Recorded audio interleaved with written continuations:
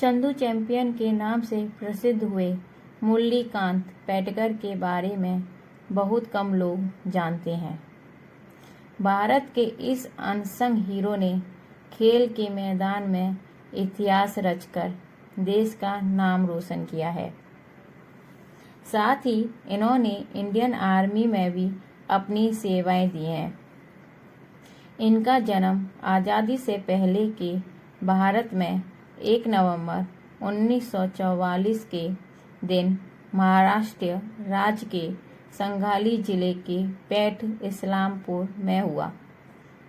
देश के लिए गोल्ड मेडल जीतना बचपन से ही इनका सपना था। खैर, सपना तो सभी लोग देखते हैं, लेकिन उन्होंने पूरा करके दिखा दिया। ऐसे लोग लाखों में एक होते हैं और यहाँ उन्हीं में से एक थे। पद्मश्री मुरलीकांत पैटकर की लाइफ स्टोरी के बारे में बात करें तो चलो स्टार्ट करते हैं। जब मुरलीकांत बचपन छोटे थे, मुरलीकांत पैटकर की गांव में मुखिया के बेटे से कैसे भिड़ंत हुई। 12 वर्ष के मुरलीकांत का अधिकतर समय अखाड़े और हॉकी ग्राउंड पर बीतता था। फिर एक दिन गांव के मुखिया के बेटे से इनका कुश्ती का मैच तय हुआ। अब जाहिर है, लाड़ प्यार और ऐशो आराम में पले मुखिया के बेटे को जोशीले चंदू से हारना ही था, और अंत में हुआ भी यही। चंदू चैंपियन ने कैसे इंडियन आर्मी ज्वाइन की।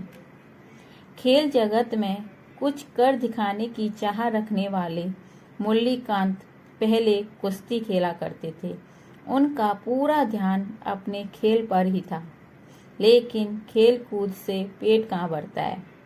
फिर परिवार के दबाव में आत्मनिर्भर बनने के लिए कहा गया। इन्होंने इंडियन आर्मी ज्वाइन कर ली।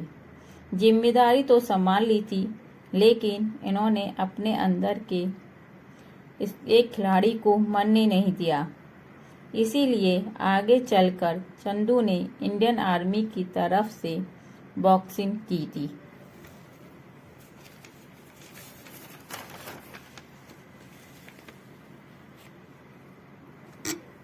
वर्ष 1964 में मुरलीकांत 20 साल के हो चुके थे। टोक्यो में उन्होंने पहले से ऐलान किया था कि वह मेडल अपने नाम करेंगे। उन्होंने जो कहा वो करके भी दिखा दिया। इन आर्मी और देश का नाम रोशन करने के बाद चंदू खुशी खुशी सिकंदराबाद बेस पर लौटे। तभी उन्हें तुरंत जम्मू और कश्मीर में ड्यूटी के लिए रवाना कर दिया गया। मुरलीकांत का देश के लिए क्या योगदान रहा है। वर्ष 1965 में पाकिस्तान ने भारत के खिलाफ युद्ध छेड़ दिया। सितंबर माह में हुई इस भीषण लड़ाई के समय मुरलीकांत को 9 गोलियां लगीं, गाल पर, जांघ पर, सिर पर और रीढ़ की हड्डी में। उनकी हालत इतनी नाजुक थी कि वह कुछ दिन तो कोमा में चले गए। उन्होंने अपना एक हाथ भी खो दिया। यहाँ तक कि उन्होंने याददाश्त भी कुछ समय के लिए जा चुकी थी, और आज भी उनकी रीढ़ की हड्डी में एक गोली घसी हुई है जो निकाली नहीं जा सकती। क्या हुआ था उस दिन? दोपहर का वक्त था। सियालकोट आर्मी कैंप में मौजूद सभी जवान लंच कर चुके थे और झपकी ले रहे थे। तभी कायर पाकिस्तानी फौज ने अचानक हवाई हमले शुरू कर दिए। लगातार हो रहे हमलों और गोलीबारी में पैटकर इस कदर घायल हुए कि उनकी पूरी ही जिंदगी बदल गई। आज के समय में हम सुनते हैं कि 10वीं की परीक्षा में कम मार्क्स आए हैं, विद्यार्थी टेंशन में चला गया, शादी सगाई टूट गई, जहर खा लिया। बड़े दुख की बात है कि लोगों में पेशेंस और हिम्मत की इस कदर कमी आ चुकी है, और दूसरी ओर हम चंदू चैंपियन जैसे लोगों के बारे में पढ़ते हैं जो चट्टान से फौलादी इरादे की तरह हर चुनौतियों को स्वीकार करते हुए शान से जीते हैं। कैसे मुरलीकांत की कहानी विजय मर्चेंट तक पहुंची। भारत के पूर्व क्रिकेटर विजय मर्चेंट उन दिनों एक एनजीओ चलाते थे। उनकी संस्था विकलांग लोगों के जीवन की बेहतरी के लिए काम करती थी। तब कुछ सालों के अंदर जर्मनी में समर पैरालंपिक खेलों का आयोजन होना था। उस समय साल 1972 से पहले विजय मर्चेंट की एनजीओ ने एक निर्णय लिया जहां मुरलीकांत पैटकर की ट्रेनिंग का तमाम खर्च इन संस्था ने उठाया।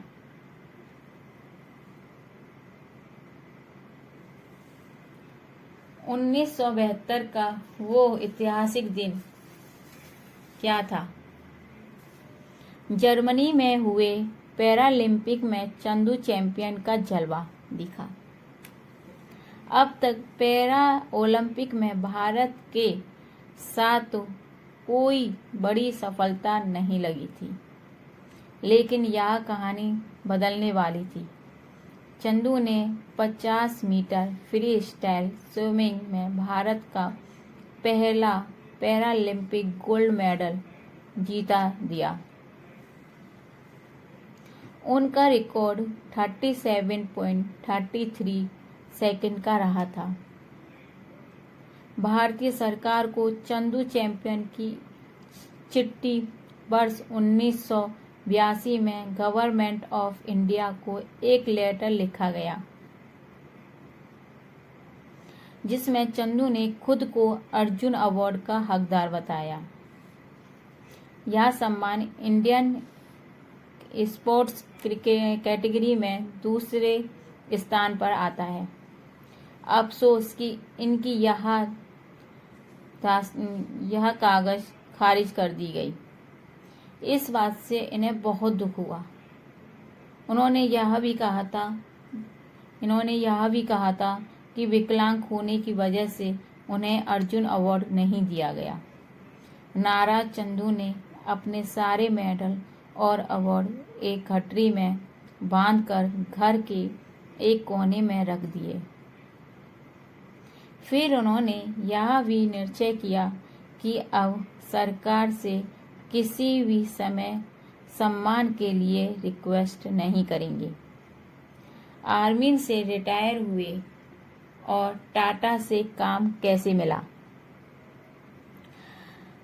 खिलाड़ी और आर्मी से ताल्लुक रखने वाले चंदू चैंपियन बड़े स्वार्थी इंसान रहे हैं। उन्होंने फ्री की मदद को साफ मना कर दिया। उन्होंने काम की मांग की। दरअसल 70 के दशक में टाटा ग्रुप ने तमाम फौजी भाइयों की मदद का नेक इरादा किया। इसी अध्ययन के साथ वह मुरलीकांत के पास पहुंचे। तब उनकी हालत देखकर और करुण कहानी सुनकर मदद की पेशकश की गई, लेकिन एक आर्मी जवान को खैरात मंजूर नहीं थी। उन्होंने कहा, मुझे काम चाहिए, मदद नहीं। तब टाटा की टीम ने उन्हें पुणे तेलुगु में नौकरी दी, जहां उन्होंने 30 वर्ष निष्ठा से काम किया। पद्मश्री अवार्ड ने लगाया घावों पर मरहम। इन्हें कैसे मिला पद्मश्री अवार्ड, देखते हैं। 25 जनवरी 2018 का दिन था। मुरलीकांत को एक कॉल आता है।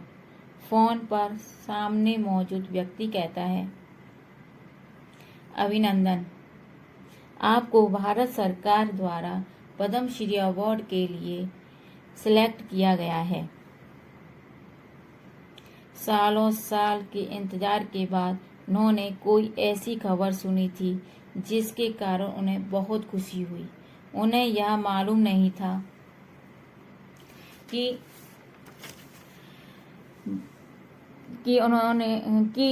किसने उनका नाम आगे किया, लेकिन वह यह अवश्य जानते थे कि अगर वो पद्मश्री अवार्ड लेते हैं तो वह बाकी पैरा एथलीट को बहुत प्रेरणा मिलेगी।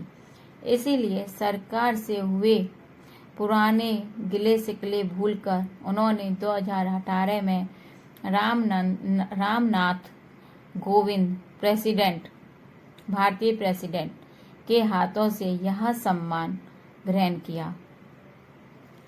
Thank you. ये कहानी इतनी थी। Thank you guys. आपको मेरी स्टोरी अच्छी लगी हो तो कमेंट करना, लाइक करना, सब्सक्राइब करना। आप सब्सक्राइब, लाइक, कमेंट करोगे तो मुझे मोटिवेशन मिलेगा। इनकी स्टोरी से मुझे बहुत मोटिवेशन मिला है गाइस। आपको भी मिलेगा मोटिवेशन। हम बहुत जल्दी हिम्मत हार जाते हैं छोटी छोटी चीज़ों पे।